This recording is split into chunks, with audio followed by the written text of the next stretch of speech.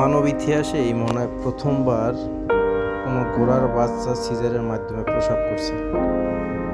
এটা আসলে প্রযুক্তি খাতে এক অবিশ্বাস্য অগ্রগতি।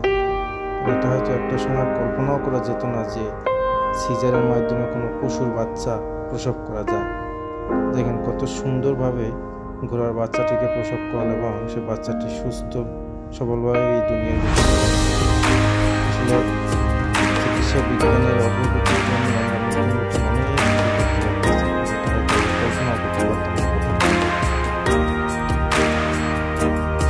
সব কিছু হয়েছে চিকিৎসা বিজ্ঞান আসলে সব কিছু আমাদের হাতে না গাড়ি দিয়ে দিয়েছে এবং তার সফল আমরা দেখতে পাচ্ছি এবং আমরা নিজেরাও ভোগ করতে পারতেছি।